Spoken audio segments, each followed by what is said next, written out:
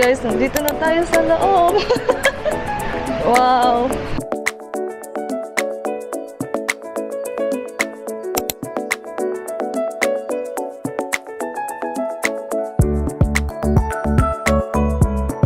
Food is here na guys. Ayan yung beef ko.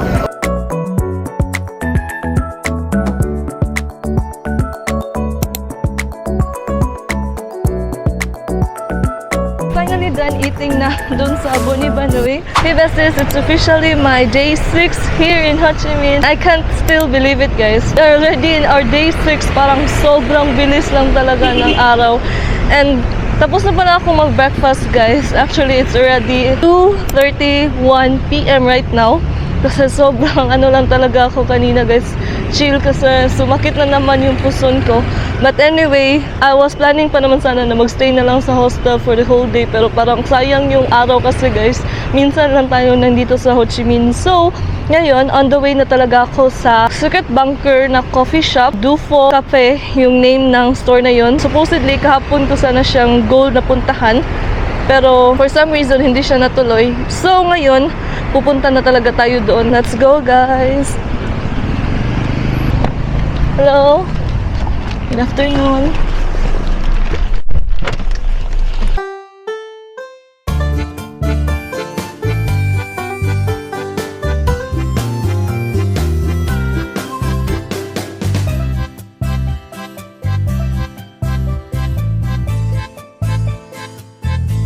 Hey guys, I finally made it here na sa Secret Bunker Cafe and ayun siya guys, pwede daw tayong pumunta sa loob. Is it too dark? Yeah, you can. And guys, nandito na tayo sa loob. Wow!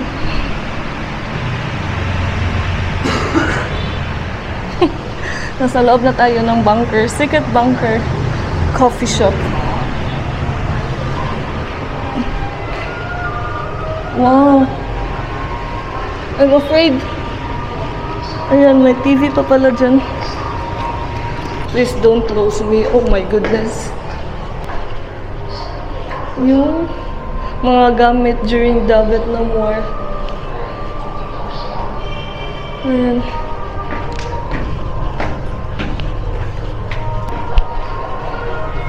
Hey besties, ayan, nandito na talaga ako sa Secret Bunker. So, I was hesitant pa naman at first na pumunta dito.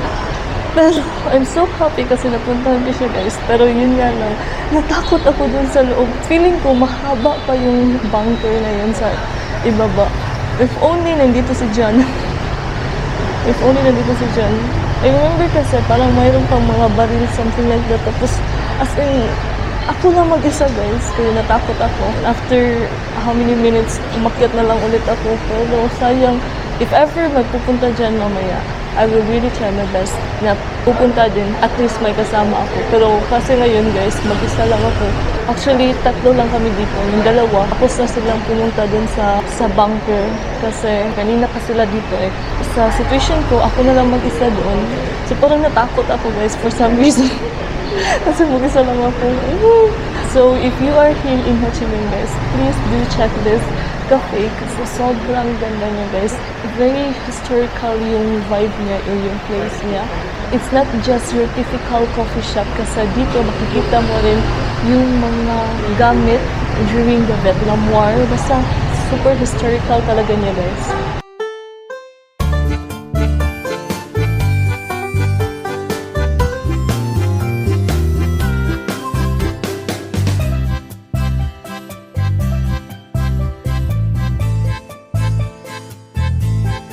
Do you have like food? Food we sold out. Sold out? Yeah. Oh, okay. Your best seller? The coffee shop, the best seller coffee. Okay, this one? Iced condensed milk coffee. With filter. I condensed milk coffee. Iced. Nice. Yes. Ngayon nasa taas na ako guys. Kasi nag-request ako na is it okay to stay here ba daw sa itaas. Actually guys, 3 customer lang kami ngayon. Feeling ko kaninang lunch madaming tao dito kasi sold out na yung mga foods nila. So yan, here's my order. Condensed milk coffee. Kahapon nag-coffee ako. Ngayon, coffee na naman. And may libre lang iced tea.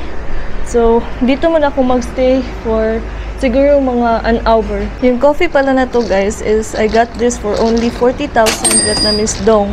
So, mahal pa yung grab car ko guys kesa dito sa drinks ko na to. Sayang nga lang is sold out na yung food nila. So, apparently, drinks na lang yung in-order ko.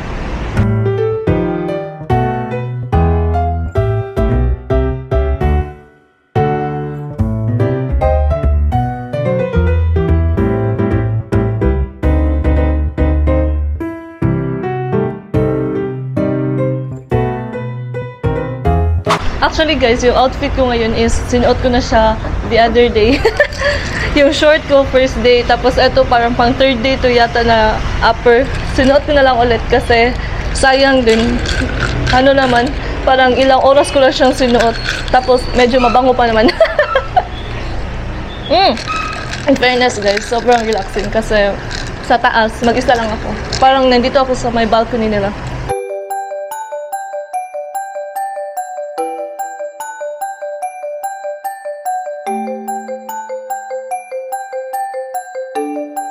Kung titingnan mo lang talaga yung coffee shop na to or cafe, para lang talaga siyang retro vibe na bahay sa labas. And once na makapasok kayo, boom! Nandun na ang mga different kind of mga vintage na gamit. May nakita akong old, different kinds of shoeing machine. May mga radio, tapos may mga motorbikes pa. Yung mga, I believe yan yung mga gamit before during the Vietnam War siguro. I don't know, maybe. And then, meron ding secret bunker, guys. Yan talaga yung pinaka-highlight kung bakit nag-boom yung coffee shop na to, guys. And apparently, guys, sold out na daw yung mga food nila dito. Dito ko pa naman sana plan mag-lunch na lang. Although, it's already 3:24 p.m. Late lunch, apparently.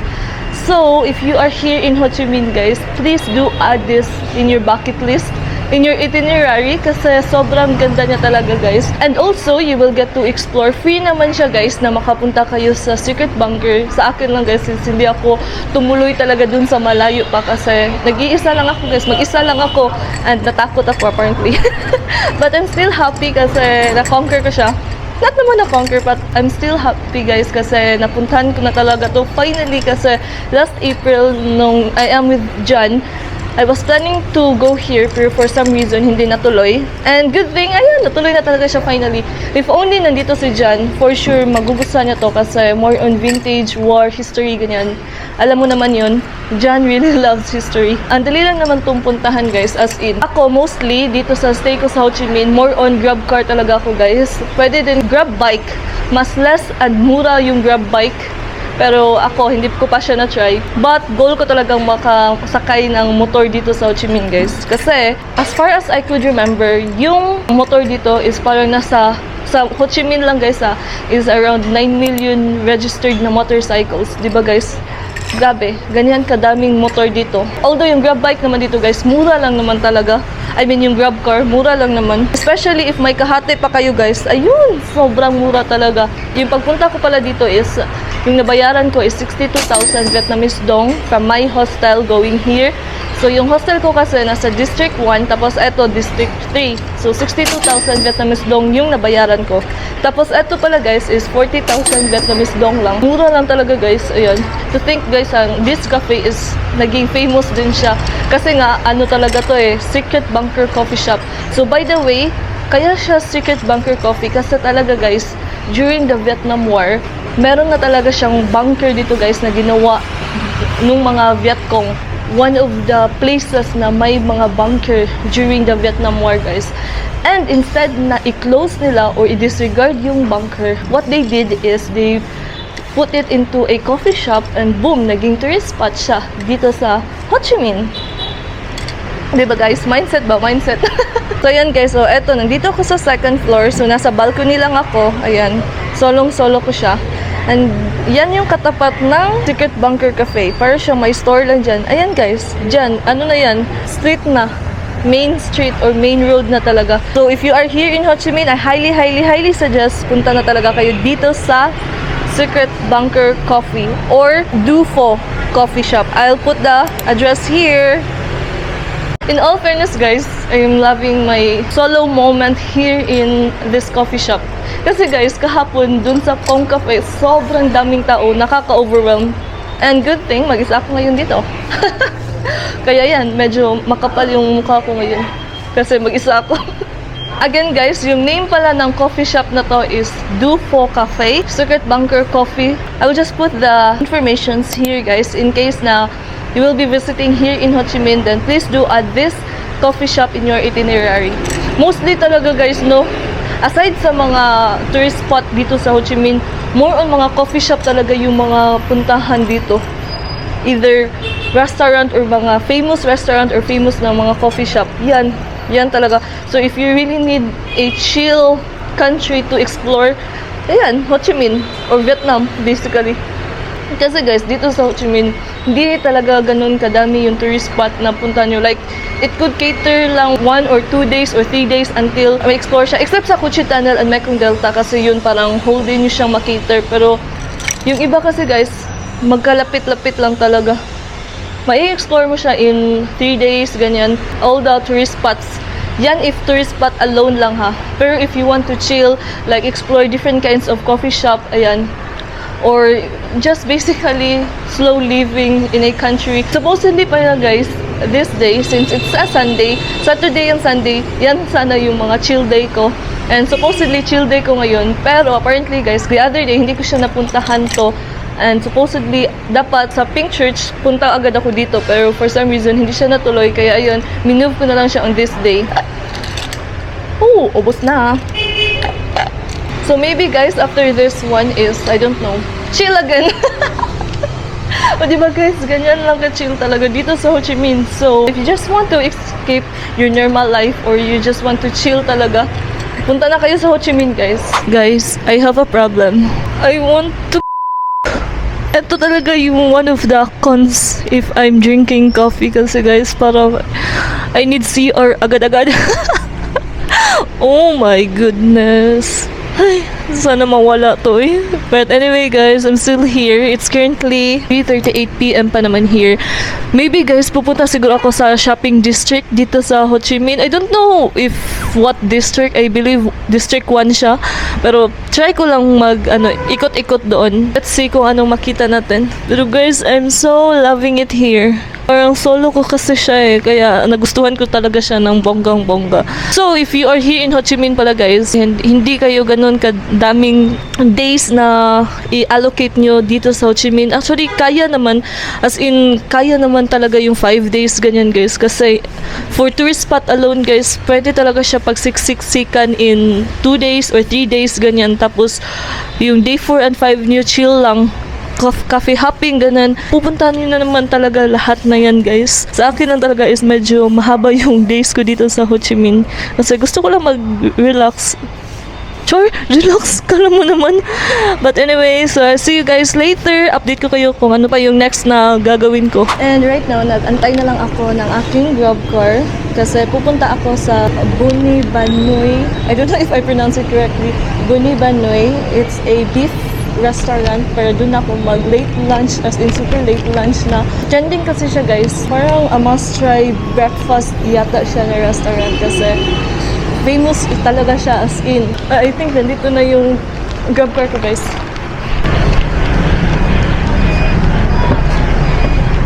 Hello?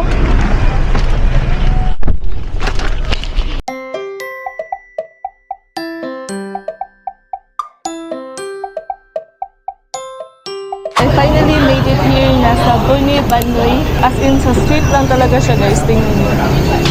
Ayan siya. Apparently, wala nang space sa labas. But anyway, I'm so excited to eat na. And tapos na rin ako mag-order guys. Yung in-order ko lang is buni. I think beef siya.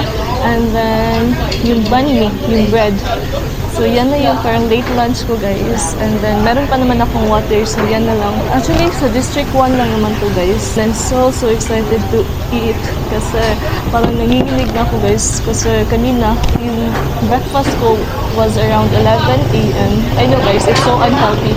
11 a.m. Pero, marami naman akong kinain kaninang breakfast. Tapos, yun nga, dun sa Circuit Bunker Coffee Shop, dun na sana ako mag-lunch. Kaso nga, walang foods.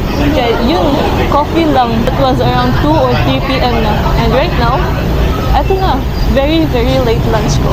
It's currently 4:27 p.m. here in Ho Chi Minh. I know guys, it's so unhealthy. Don't follow me.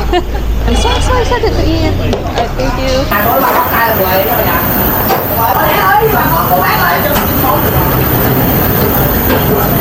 Food is here na guys. Ayan yung beef ko. Or buni. Buni? I don't know if I pronounce it correctly, but ito na yung food ko. Beef only siya. Although meron namang option guys na you want with egg, ganyan. So ito na lang yung in-order ko. And then, the famous bani in Ho Chi Minh.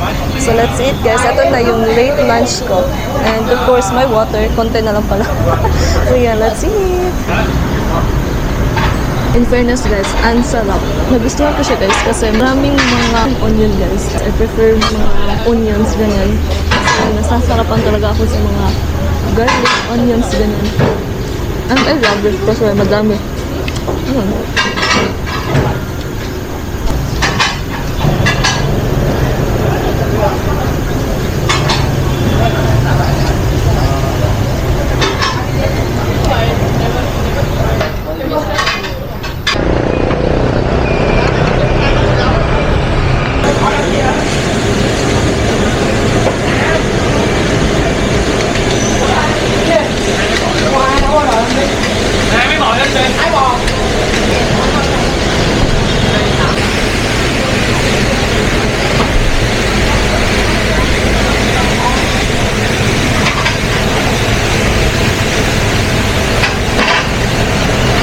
Hey besties, I'm finally done eating na dun sa Boni Banoi.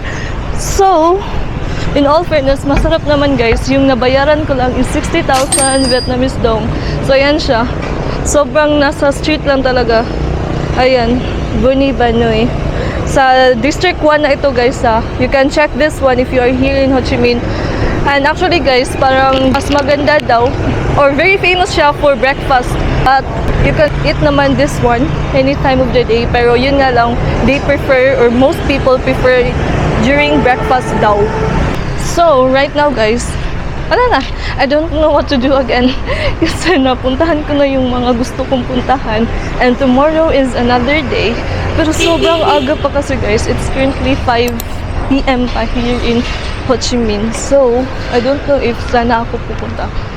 Maybe sa hostel na, babalik ng hostel. And apparently guys, marami talagang mga stores dito. Ito yung mga pwede niyong gawin dito sa Ho Chi Minh. So, I guess pupunta muna ako sa hostel guys para makapag-relax. Relax again. Tomorrow pala guys, plan ko is pumunta sa... Saan ba ako pupunta bukas? Wait, tingnan ko muna yung aking ginawang itinerary. Ito pala, pupunta pala ako sa isang cafe na naman. Very famous din siya. Kaso nga, medyo malayo-layo lang kasi sa District 11 pala siya. And then, pupunta din ako sa... Finally, pupunta na ako sa Book Street at saka sa Saigon Post Office. So, District 1 lang yan. Tapos sa Notre Dame Cathedral. So, yun na siya yung itinerary ko bukas. Kasi guys, ngayon is yung aking chill day.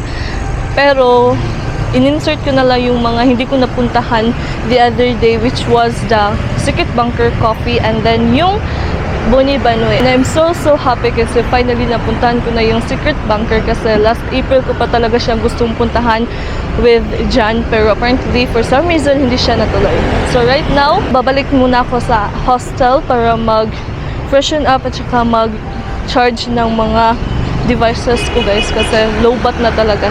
So I'll see you guys later and update kung ano pa pwede kong gawin later on. So see you later! And finally back here sa aking hostel. Right now guys, nasa CR ako kasi dito lang talaga ako makapag-talk ng bonggang-bongga kasi guys, since I'm staying in a dormitory or a hostel, bawal tayong mag-ingay sa loob ng room para to respect other people. Kanina pala guys, sa baba, nag-ask ako sa receptionist if is it safe ba to go sa Cambodia right now. They don't recommend daw na pupunta doon sa Cambodia kasi it's not safe daw. I don't know why or kasi parang sabi niya doon, people from Cambodia or yung government ba ng Cambodia or state of Cambodia parang they encourage Vietnamese people not to go there. So that's why sabi din niya nga, as a local, she didn't encourage also na pupunta daw ako dun. Parang ganun. So, cancel yung plan natin guys na pupunta doon, sayang. And also pala sabi din ng friend ko, di ba iba't ibang hostel kami, so nag-ask din siya doon sa hostel niya, and sabi din doon sa local is hindi rin daw siya recommend na pumunta doon sa Cambodia. Dalawa na yung signs na it's not really safe to go there. So that's why we will explore more here in the city for the next 6 days. And I can't believe tomorrow pala is our 1 week of staying here in Ho Chi Minh for being a solo traveler. Charot. Week story natin tomorrow guys dito sa Saigon. I will end na lang my video here guys. I hope you enjoy our chill solo travel here in Ho Chi Minh guys. If you are here in Ho Chi Minh tapos you want to go to Cambodia, I highly suggest na you do your part, you do your research if safe ba. Kasi guys, priority pa rin natin yung safety natin. Marami pa namang next time. There's no place like home talaga. And I'm so happy kasi nandito na ulit ako sa hostel. Kasi parang, ano talaga siya, kaka-relax from the busy hustle, busy dun kanina sa outside. But anyway, thank you again guys for joining me here in my day 6 in Ho Chi Minh, and I'll see you guys on the next one. Bye!